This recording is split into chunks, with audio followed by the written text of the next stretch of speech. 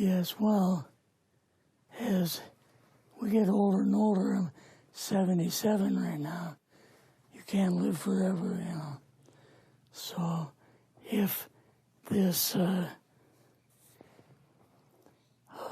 procedure I'm going to have to clean the blood doesn't work, then I've got probably a few more months to make it before my kidneys shut down, you know.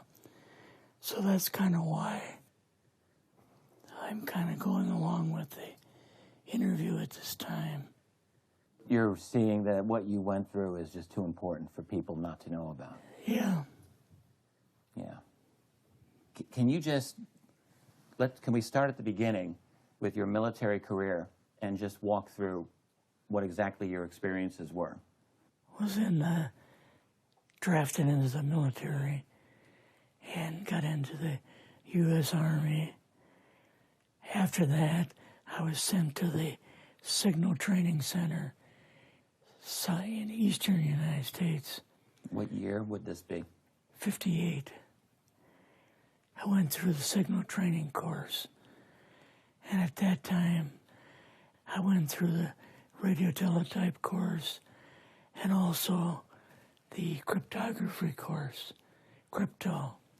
They had 5 instructors that were getting out of military service. So they pulled the top 5 students, and I was 3rd in the class.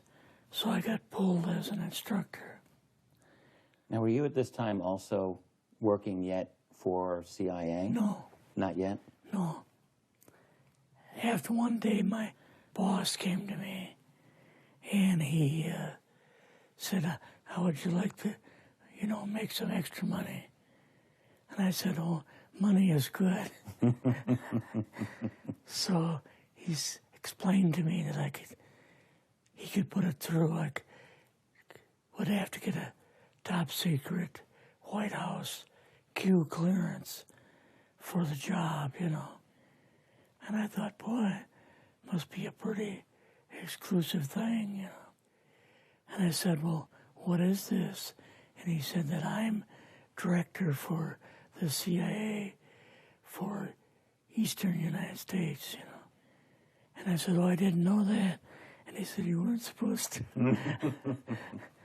After about 6 weeks, my security clearance came through, and I got my CIA card.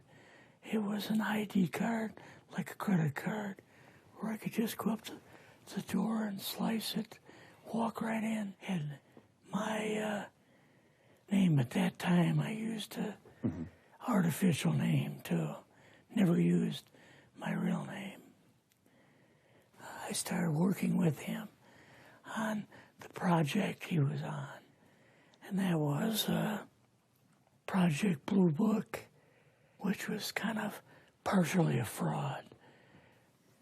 You're saying some of the Blue Book cases were, yes, were completely fictitious? Yes. But the cases that we got came from, I think it was Fort Belvoir, Maryland. Fort Belvoir? Yeah. And it didn't come from the Pentagon, or it didn't come from CIA headquarters. But we would get reports about a certain sighting that they had in Mexico or Italy or something like that. And then we had people that would follow through on it, that would go out and interview the people to see if they were nutcases or if it was real, you know. So they'd be going overseas frequently? Yeah, I wasn't, but I always stayed statewide. But the people we had working with us from the CIA would do that. We would get like a new report probably a couple times a week. I was coming into the Army fresh off the farm, you know, so I really didn't have much knowledge of anything, but my boss filled me in on Project Blue Book and what they had found so far. as far as Greys and aliens and the Roswell incident. How did you feel when this first got dumped on you? When you first learned about this? I was just kind of overwhelmed with all of this, you know. And I said to him, I don't know if I'm going to be able to be a judge of this type of thing. What's real, what's not, when I don't have much knowledge of it, you know. So... What did he say? He said, well, we have to build the information as we go, and you'll see how this thing is working out. And then the other thing is, of course, you really weren't able to tell family or close friends, obviously. No, I couldn't tell anybody. In fact, I had to take a vow that I wouldn't tell anybody. A lot of it for 40 years, and more of it for 50 years, which is up in 2010. You're doing all this crypto work. You're looking at images, photographs, video. It's 1958, maybe the fall of 58. What happened after this? At that time, the Project Blue Book thing kind of went pot, you know. If you remember, back in those days, they kind of declared it as a nothing, you know. Mm-hmm. Right. And they were telling the world all UFOs are misidentifications, hoaxes, balloons, psychological issues, whatever. Yes. Yeah. So my boss came to me and he says, we've both got a new assignment. And he says, oh, I said, where are we going? Oh, he says, we're going to the Capitol. We're going to be part of the Eisenhower push. He's trying to find out something about, all about these aliens that MJ-12 was supposed to find out, but never sent back reports to him. The MJ-12, the UFO control group, were they calling it MJ-12 at that time? Yes. They called us in, went into the Oval Office, and President Eisenhower was there and Nixon, and they said, we called the people in from MJ-12 from Area 51 and S4, but they told us that the government had no jurisdiction over what they were doing. So being a general, past general, you didn't tell him to go to hell without any real good reason, you know. Mm-hmm. So he said, I want you and your boss to fly out there. I want you to give him a personal message. And he says, I want you to tell them, whoever is in charge, tell them that to get in, they have this week, coming week, to get into Washington and to report to me. And if they don't, I'm going to get the First Army from Colorado, and we're going to go over, we're going to take the base over. I don't care what kind of classified material you got. We're going to rip this thing apart. Eisenhower was going to invade Area 51. Yeah, with the First Army.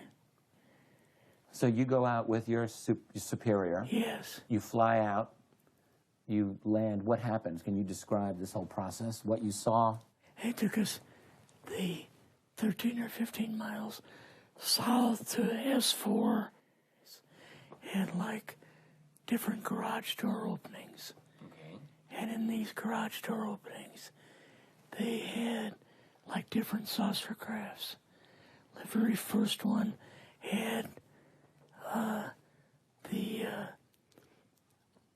Roswell craft in. It was kind of crashed up, but apparently every alien that was in it died except for a couple. So you see the Roswell craft, and what are some of the others that you see? Well, the Roswell craft was really strange because it looked like real heavy aluminum foil. We could rock next to it, and you could rock it.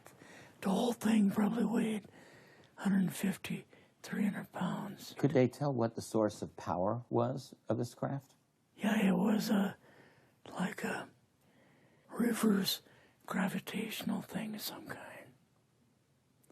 In fact, one later on, I got the mathematical code for reversing gravity in a 3x5 card. I guess there are different types of grays and so on. How did you see that evidence? Well, at the later on at S4, we viewed the autopsy film, and then the colonel said, "What we've got in here is we're interviewing a gray alien." All right, right there. How did you feel at that moment? Well, I thought, boy, we had no idea we were going to see the real thing. All we saw was film. You had to have a little bit of heart racing at that Yes. moment.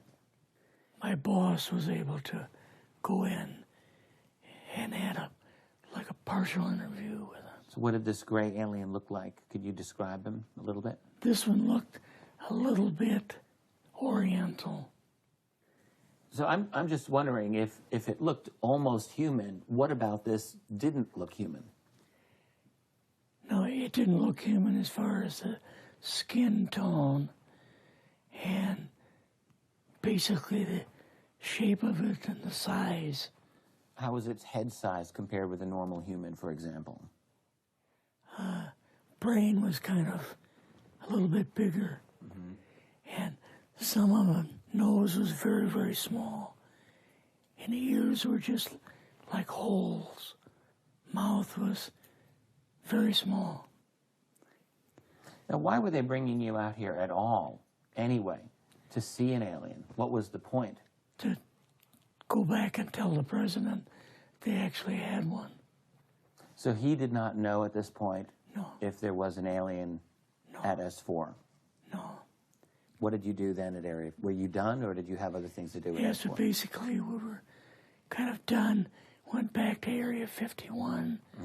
They took us into the main building, and there we saw a U-2, which of course we didn't know existed. And a model of the SR-71. Yeah, the Blackbird. So, but like I mentioned earlier, it was not a model of the current Blackbird. It's an earlier version. But an early version. Did you go directly to Washington after this? Yes. Or did you go somewhere else? How did they get, did you fly regular airline or? We flew back to the commuter plane back to the air base, and then took President Eisenhower's Lockheed Electra back to Washington. You and your supervisor, Yeah. superior officer, and now you're meeting with the president? Yes. Can you describe this? Well, we met with him in, the second story of the old OSS warehouse building. And Eisenhower and Nixon were there, and also Hoover was there. So he asked us what was going on, and we told him about the alien, the whole situation, and the black projects and so on. And he was just totally shocked. He appeared for the first time to be worried. You know, like he was worried. I would think that Eisenhower would, he certainly knew that flying saucers were real. Yes. He knew that there were aliens. So I guess I'm just wondering, what would he have been, really surprised about? Surprised about the black programs. Eisenhower said, got to keep this thing completely secret. You know, can't talk about this. Your actual name is, I mean, the name you grew up with, that was a different name than what you had in the... I never used it in the CIA at all. Now, what about today? You're going on the public record, and this is still sensitive information, even though earlier you talked about, you know, security oaths that maybe expire after a certain period of time. 50 years. But you're still concerned. Linda Moldenhau's phone call, her phone was tapped, and they got my phone number, and through the telephone company, they were able to find me, and so on. When they found you, what happened? I was going to a grocery store. Two guys in a black suits come out of a black Lincoln town car and came over to see me. And they told me that I'd better not publish anything or talk to Linda about any more things.